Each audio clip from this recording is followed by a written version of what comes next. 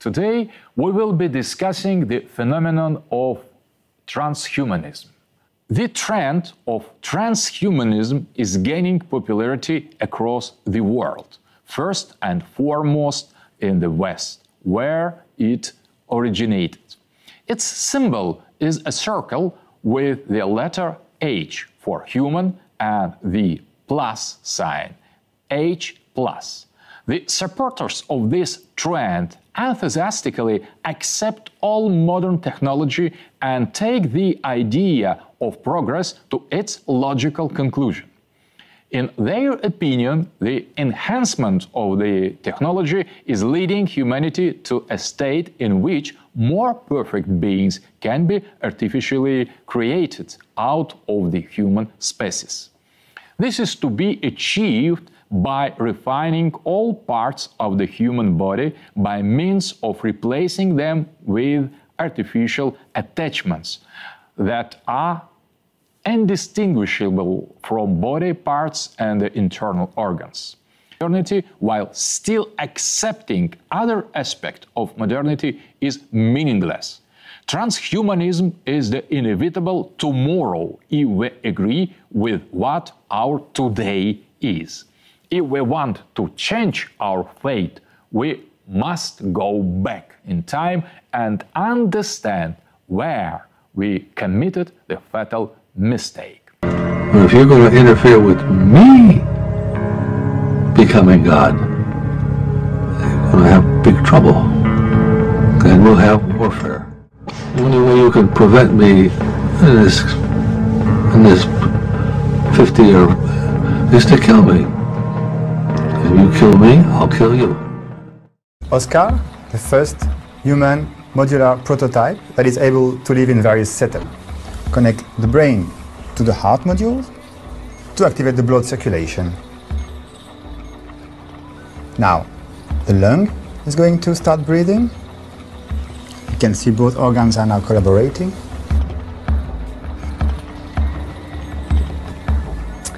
I can add a kidney module. And if I add a limb module, I start actuating the organism to move. Now it's looking for the optimal temperature, which is 37 degrees. If I add another limb, Oscar will recognize it.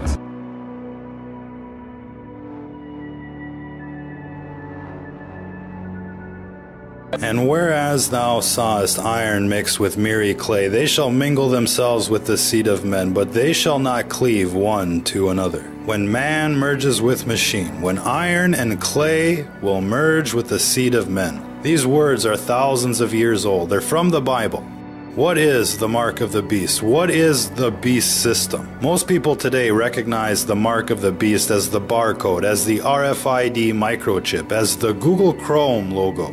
So it begs the question, what will be the beast? Some say it has to do with the Antichrist. Some say it has to do with the one-eyed man. Because in the world of the blind, the one-eyed man is king. That's why we see the one-eye symbolism everywhere. And it's associated with the Antichrist. It's associated with the New World Order. Once cybernetic organisms walk the earth linked together via a hive mind, surely then we will see things that we have never seen before. This is the beginning of the tipping point. After this, there will be no turning back. If what you're looking at right now looks troubling and shocking to you, it's because it is. It's because it's bad news and it's because it comes from the dark. Blades. My formal name on my passport is Ronald Karol Lachowicz, and I come from Poland. I had tattoos on my face, my nose, lines across my forehead, tattoos on my fingers. I've got my eyeballs tattooed, got stretched lobes, punched nostrils, a few piercings on my face. I have a tongue split.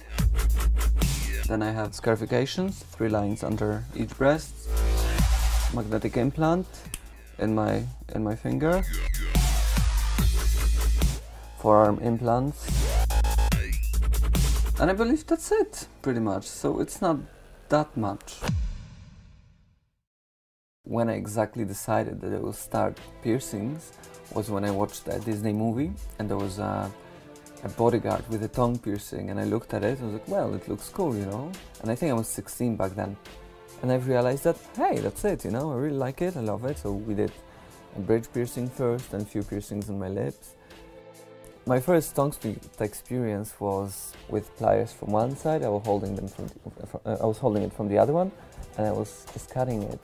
And back then I didn't have access to anesthetic or stitches or anything, so I just had to rip it open, you know, each morning. This is a film about men who spend fortunes in an attempt to transform themselves into real-life dolls. Heute gibt es tausende wandelnde Gummipuppen überall auf der Welt. In der 2013 entstandenen britischen Doku Man in Rubber Masks. Warum nicht? Und hat sie dann bestellt, also gekauft, und I saw the mask and I said, no, what is this? It's very ugly. But I try. And then we think about what can we change on this mask? Was können wir verändern damit? Was können wir daraus machen? Und da wir beide sehr kreativ sind, ist es uns gelungen, dann Stück für Stück die Masken zu verändern. Dennis began turning himself into a tiger 20 years ago. So far undergoing 10 extreme body modification surgeries, which has cost him nearly $200,000. It's literally been everything I could afford since I started.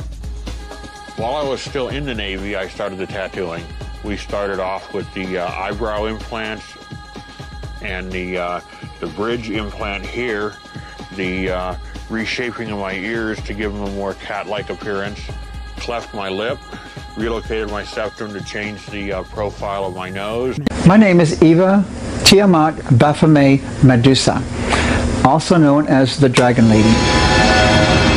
Or for short, you can call her Tiamat. Tiamat is the Akkadian five-headed dragon. And a legitimate question is, what is the Dragon Lady's preferred pronoun? I really prefer to be called an it, just like a snake. Besides transforming itself into a dragon, Tiamat is also a transsexual.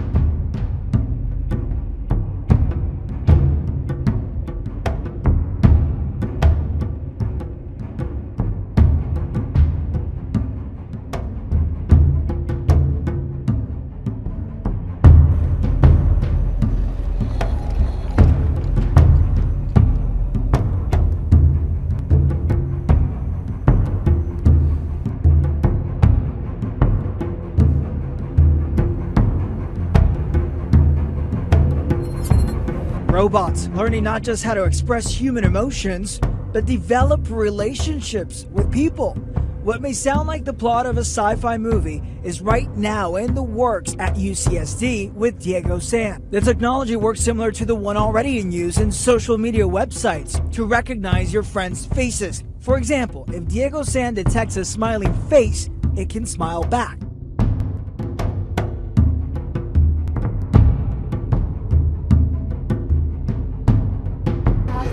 Compared with its predecessor Showa Hanako 1, this robot is designed to be more realistic, functional, and easier to use.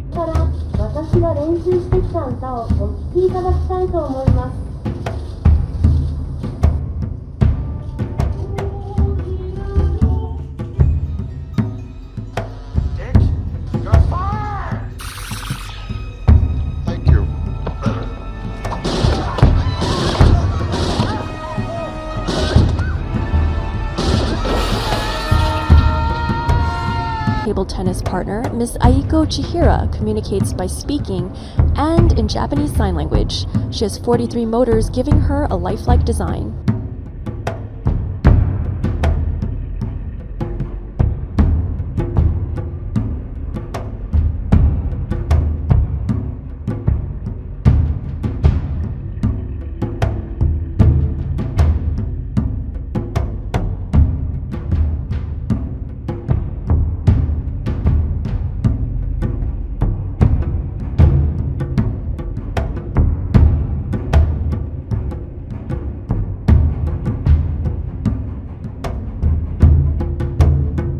The first time Albert Einstein locks eyes with you, it can be an intense experience. The super-realistic Einstein robot, an emotionally intelligent machine modeled after the famed physicist, can track your eye movements, respond to audio cues, and mimic your facial expressions, much like a real human. The head and shoulders automaton was built at Hanson Robotics in Texas, and it uses 31 internal motors to evoke expressions of happiness, sadness, anger, fear, or confusion. But what makes Einstein seem so human is its software, developed by scientists in the Machine Perception Laboratory at the California Institute for Telecommunications and Information Technology at UC San Diego. Lab director Javier Movillan developed the software that allows the robot to recognize facial expressions on people around it. The software allows Einstein to observe and understand human stimuli and to respond in a relatively natural way. It even recognizes facial cues suggesting age and gender, or whether the person interacting with it is wearing glasses. The robot's parallel facial action coding system can also detect simple gestures like nods and mimic those reactions. Scientists are hoping to use the Einstein robot to better understand the interaction between humans and robots. It could also be used as a platform for entertainment, fine arts, cognitive therapy, and even education. Indeed, the UC San Diego scientists already have plans to deploy the robotic head in a high school classroom to see if learning from Albert Einstein himself might be one way to engage teenagers more fully in physics, math, and other sciences.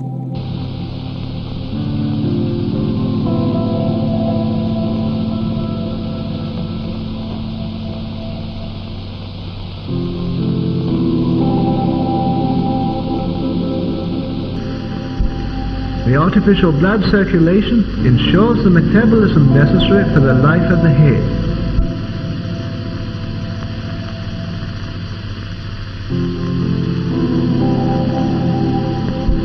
The isolated head lives on for hours and reacts to external stimuli.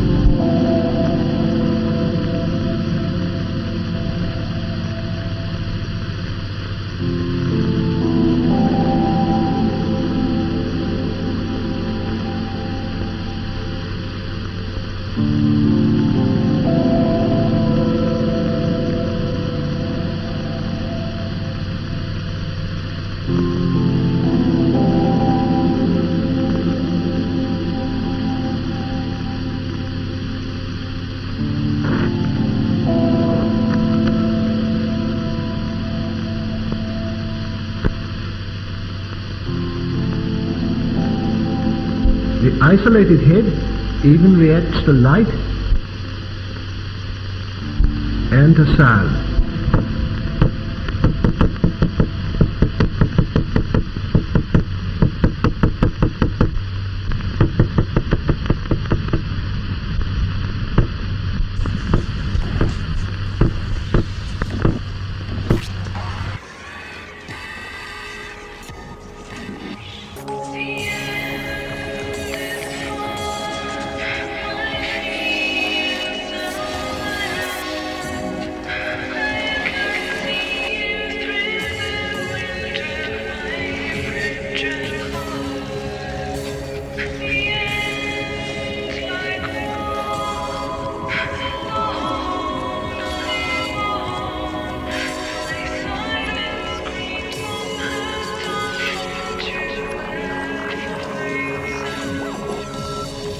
Now, doctors are apparently a step closer to performing surgery, which sounds like something from a horror novel, transplanting a human head onto another body. An Italian surgeon claims it is now possible, and the first patient has been found. RT has been speaking to him. Valeri is aiming to become the first human to undergo a body transplant surgery, attaching his head to a different body. He says his condition gets worse every year and getting a new body is the only solution, even though there's a big chance he won't survive. A few years ago, Italian neuroscientist Dr. Sergio Canavero announced he was planning to conduct the surgery as soon as 2017 and picked Valeri, who contacted him by email. We managed to speak with Dr. Canavero. It's time to pick a face. Like Mike. You got good taste. These are covered with a unique human-like skin called rubber, short for flesh rubber. The ultra-realistic android can also recognize and interpret the expressions of real humans it comes into contact with. Grace Copplestone is from developers Hanson Robotics. So we have cameras in his eyes and in his chest, which allow him to recognise people's faces. Not only that, but recognise their gender, their age, whether they're happy or sad. Han is even able to hold simple conversations thanks to voice recognition software. I think you are perfect man for my wife. I don't have to do whatever you say. I have my own free will. Han, however, won't be the robot to get the job. Instead, the technology is being commercialized on Eva, a more approachable female robot, with plans to produce hundreds of models this year. What is it? It's asleep. Fairhour Electronics presents its new model, the Mark 13. The Mark 13 is self-repairing, capable of recharging its storage batteries from just about any power grid, including the sun. And when it wakes up, it'll become something entirely new. I gotta see. It's important. Meet me in 1 hour. A creature that combines the technology of a computer, the deceit of a human, and the killer instinct of a machine. それでは、例えば身長は158センチメートルです。体重は43キログラムです。微笑んで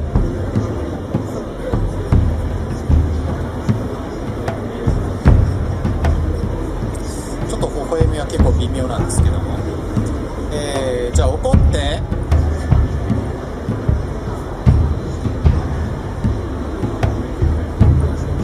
Finally, scientists have placed, get this, a worm's mind into a robot's body.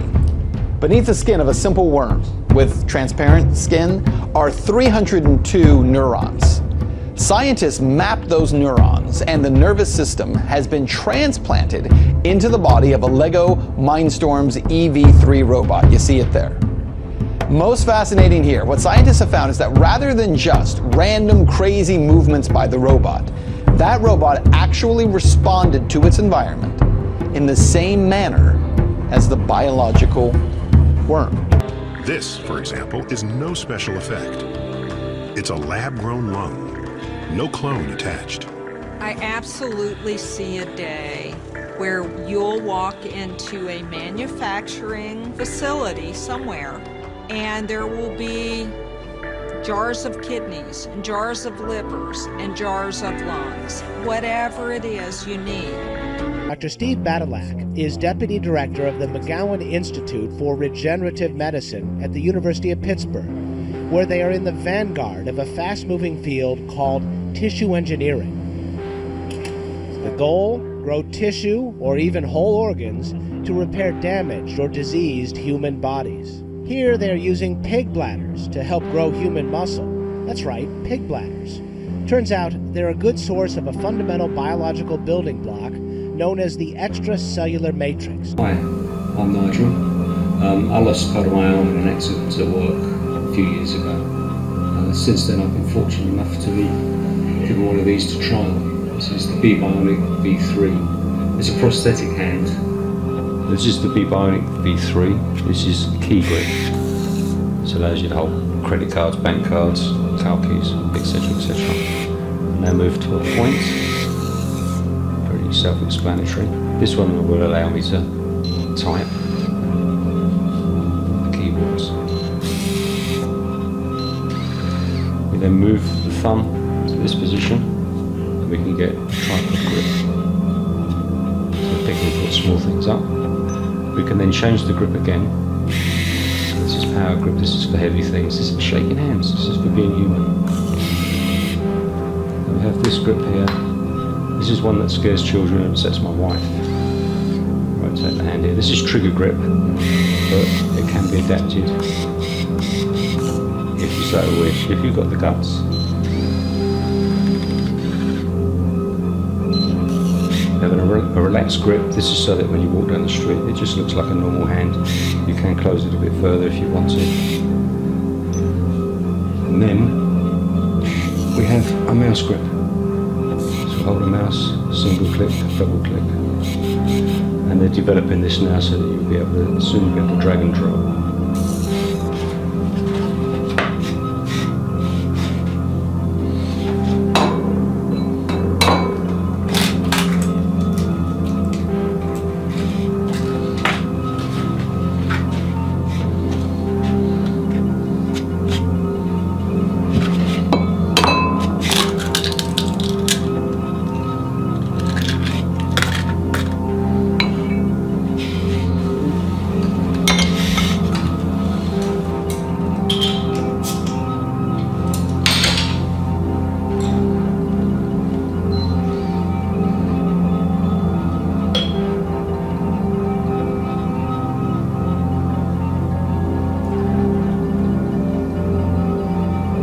Researchers at the University of Minnesota Center for Cardiovascular Repair have taken a significant step towards developing blood vessels or organs that are made from your cells.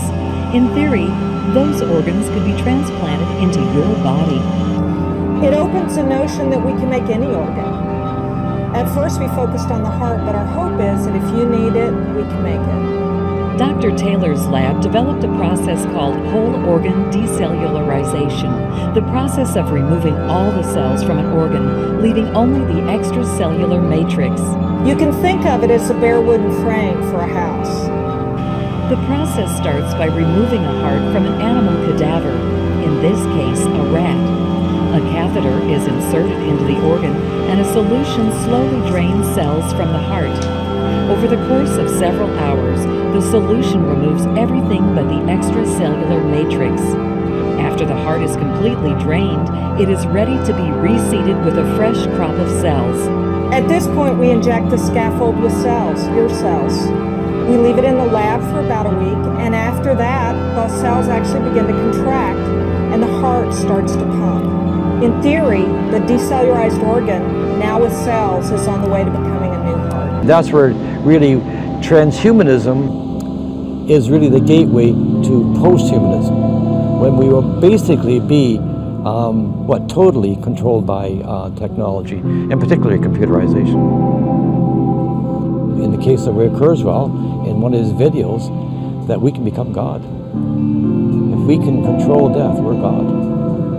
And from a biblical point of view, you see, we've gone full cycle. We think in terms of Adam and Eve, when they were tempted to know good and evil, and that you can be